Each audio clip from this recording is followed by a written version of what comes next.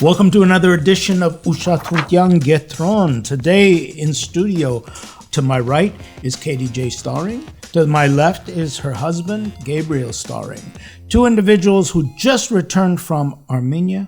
They were there for a very unusual task, and it was a mission, actually. And that's what we're going to be talking about. So first of all, welcome, and I'm glad you're with us today.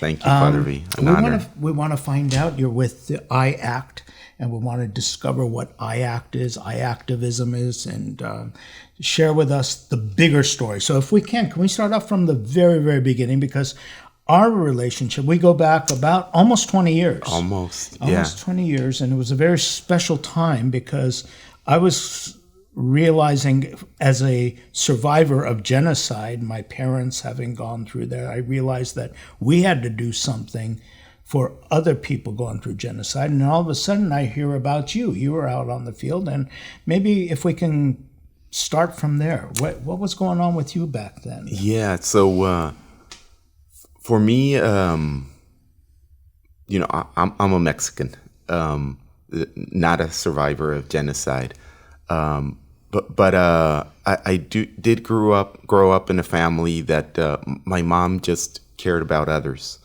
and I think that's where it started. And in 2004, 2005, this word started coming out again, and it was related to genocide in Darfur.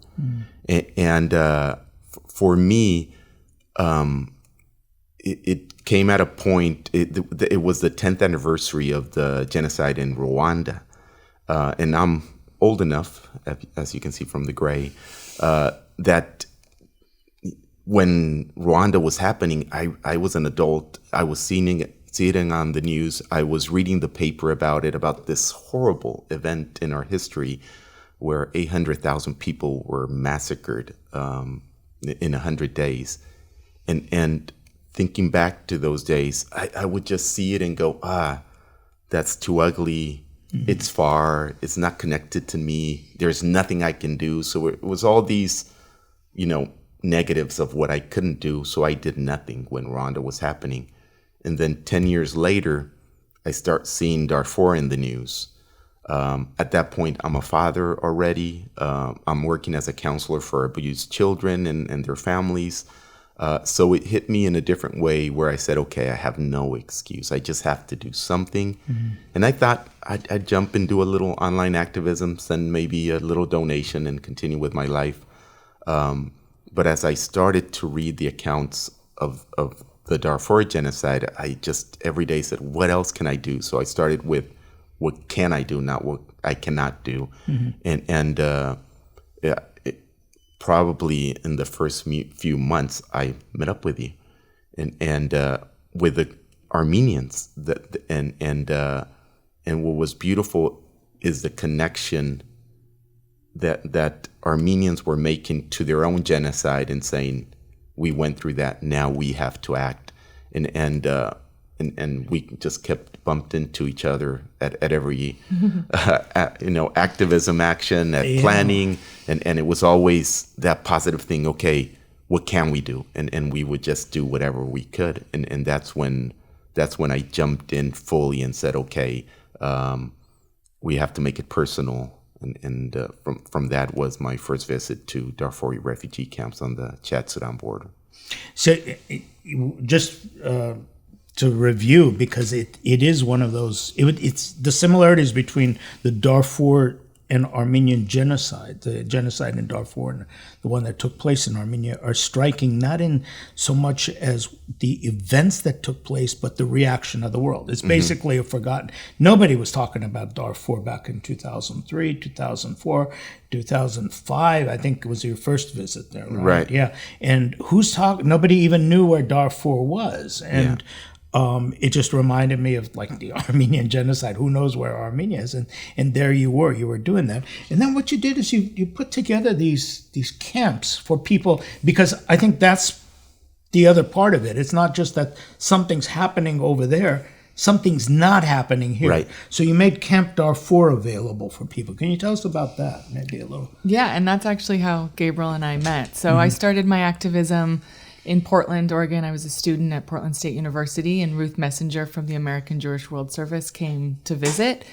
And she had just come back from the Chad-Sudan border. And I just remember sitting there listening to her and thinking, I cannot believe that the world's worst hate crime continues today. How are we as a world letting this continue after Armenia and the Holocaust and Rwanda and Cambodia? Like, how is this still possible? And that was my call to action. And I was organizing a small coalition, the Portland Coalition for Genocide Awareness, which had Armenians and Cambodians, and definitely the Jewish community.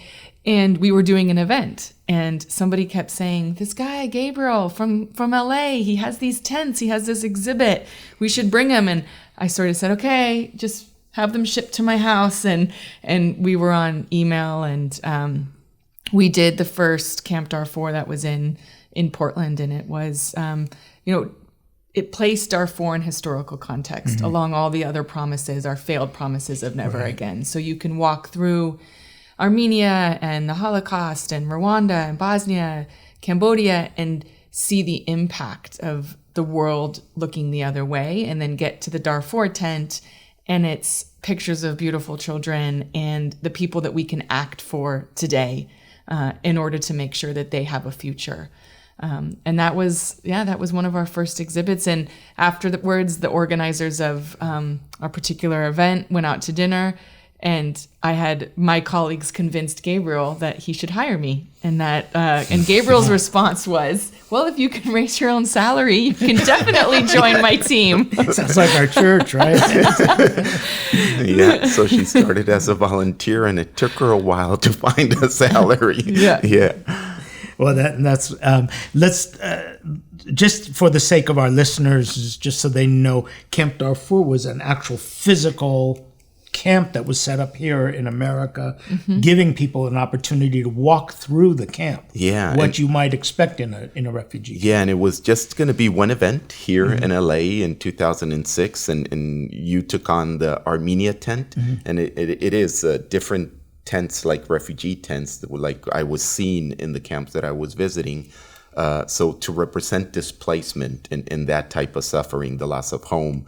But then each tent had the story of a genocide. And the first one, the tent, was always Armenia. And then it would go on to the Holocaust in Cambodia, Rwanda, and different ones.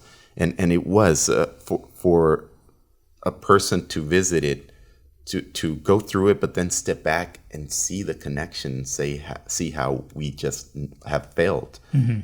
But there's always the opportunity to do something now. And it was just going to be that one event. It seems like everything we do. Now it's been in hundreds of places across the country, in universities, churches, communities. So. And is it still going? Could somebody request a Camp Darfur? We still have it. We still have okay. Camp Darfur. Okay. We do less of them because of all our programming, but we pull it out of storage when needed. Okay, so let's get to that programming, which is today. You used the word people who are displaced. And that word resonates with us because we are here as Armenians because we were displaced from our homeland. We talk about a genocide 100 years ago as the 1.5 million dying, but also we have a diaspora because of this genocide, and we're here. But today, specifically, I know that you returned from Goris, where just a year ago we were under attack and displaced, right, from our historic homeland. And tell me a little bit about what happened this past year. The background story. It is shocking that war again, right in the Armenian region, and that the response was the same by the world, looking the other way. So that's the most shocking thing. War is shocking and horrible, but then the reaction is even more. So our connection to the Armenian story has been there from day one. And then the Aurora humanitarian community came to be in 2016, and I was one of their nominees for their prize. So we stayed connected with Aurora. And when war broke out, we immediately contacted him and said, we have 17 years of experience working with communities affected by war. What can we do? And these are our programming. KDJ put together the list of everything that we could do, and after many conversations, they said, "Hey, bring your soccer program. That would be perfect to reach as many children as possible that have been affected by war." And our soccer program is this holistic whole child program that really creates a safe space for kids to heal, but then also to thrive. It gives them a center of peace internal that then kind of gives them outside peace. So that's what brought us over to Gore, is to work directly with affected community.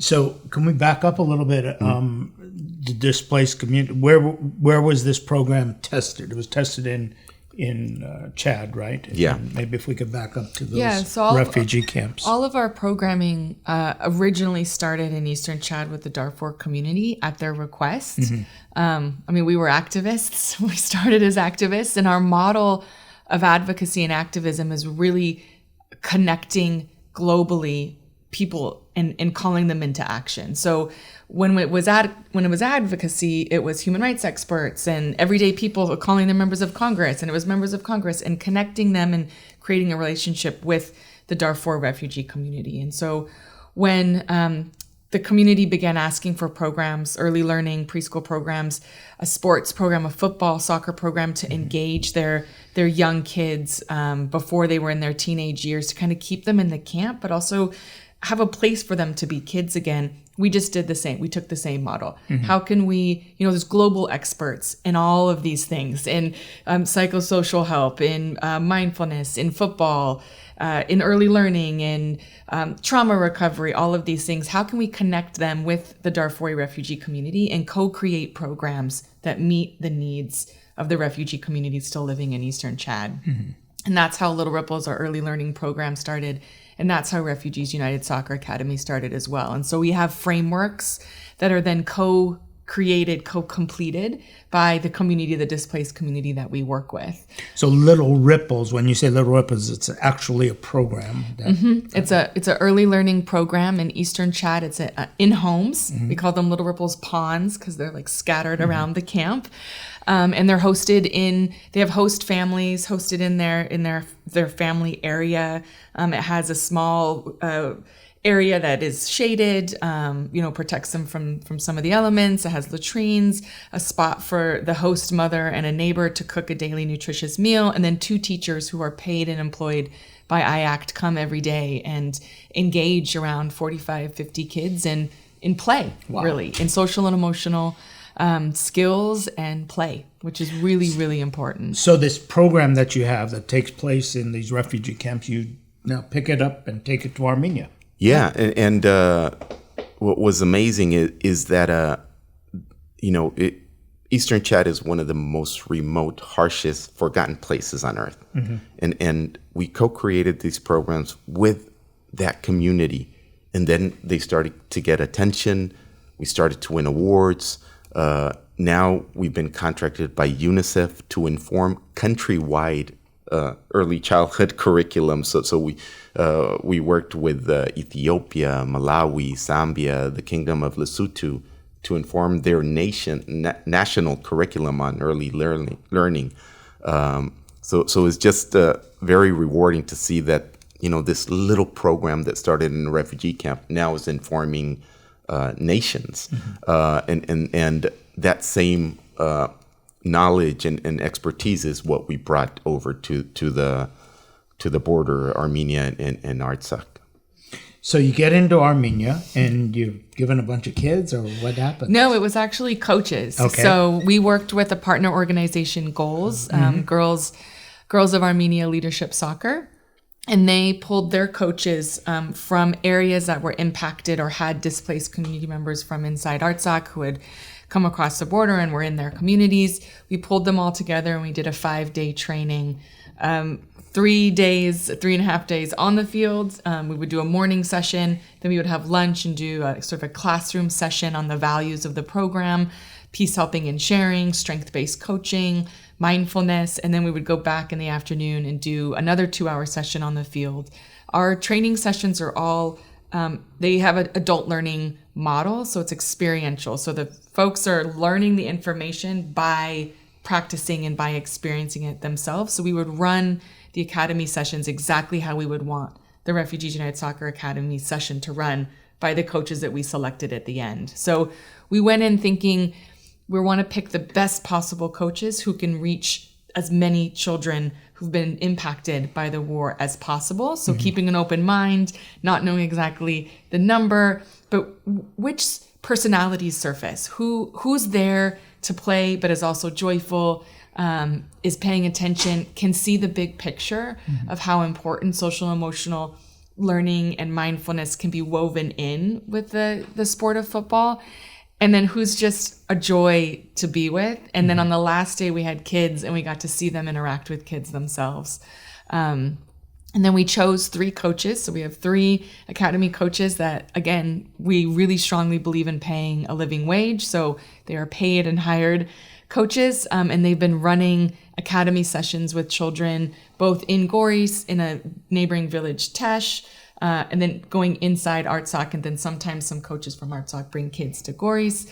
And just trying to touch as many kids as possible through the academy model. And it's very much just the first trip. So we saw that as an opportunity to immediately get to work with the community, but then also to kind of get the lay of the land and see what opportunities are there to have a greater impact.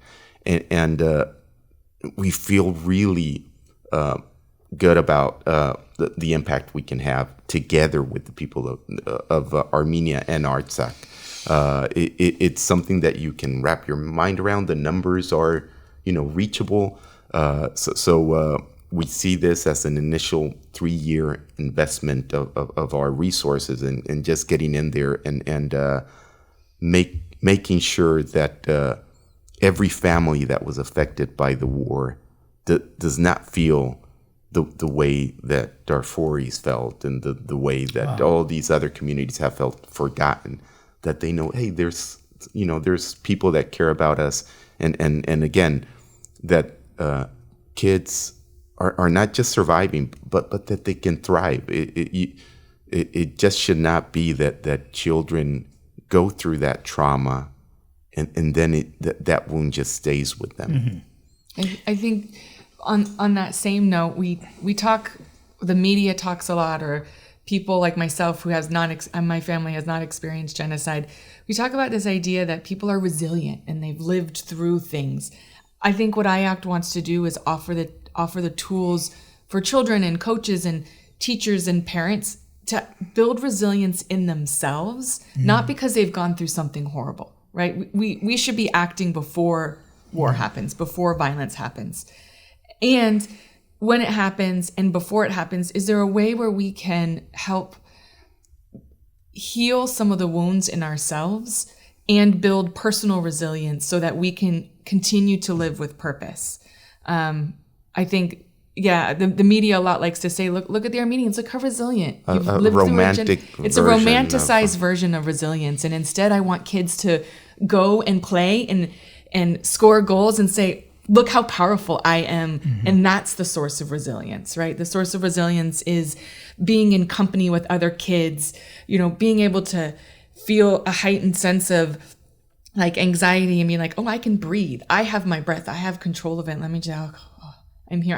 I'm in a safe place. Look at my soccer coach. My soccer coach is checking in with me. He or she cares about me, right? And that's where the resilience and the strength comes from that safety net, from that community that is rebuilt after something horrible like war or violence has happened to people. So I think part of what iACT, football, I love football. I was, I played in college and I'm a player. And so I love football. And at the same time, I just want kids to feel that amazing, that they are amazing because they are in a safe place. And I know that the football field can create that safe space for kids to be themselves and be strong.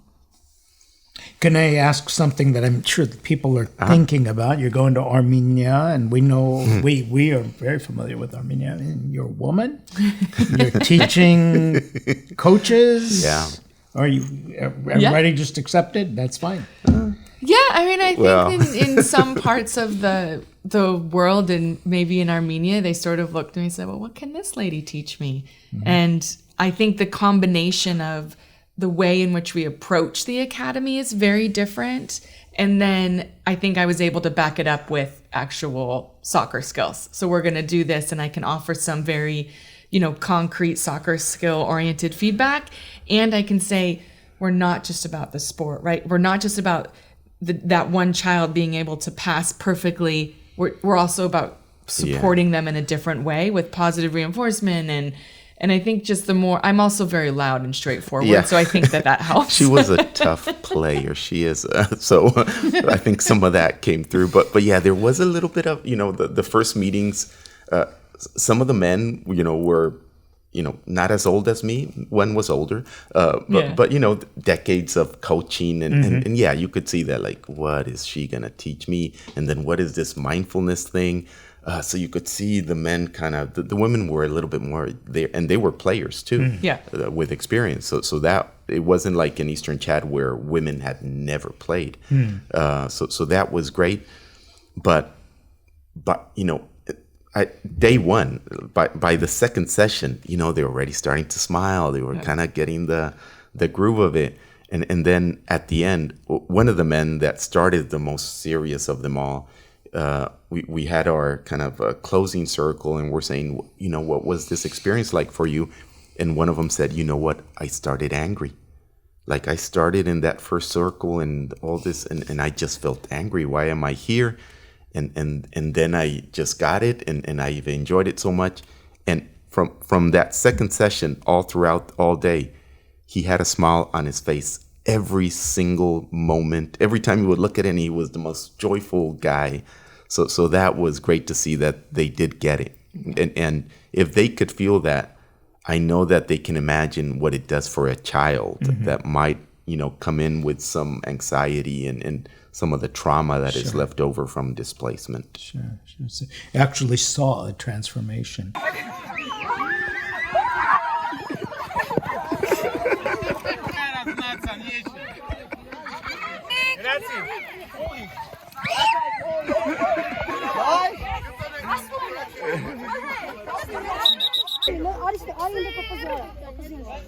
Two, three. USA! 1, 2, 3.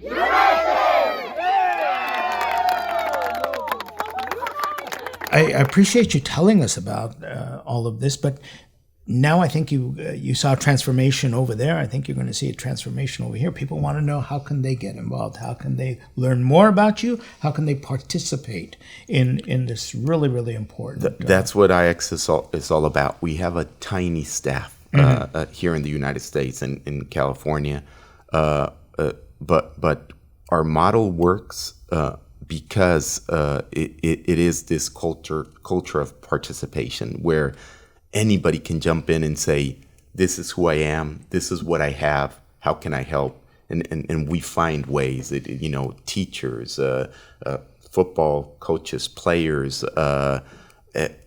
English majors with editing. So we have, so many ways for people to get involved. Of course, donations always help. We're going to pay salaries. We're going to bring equipment.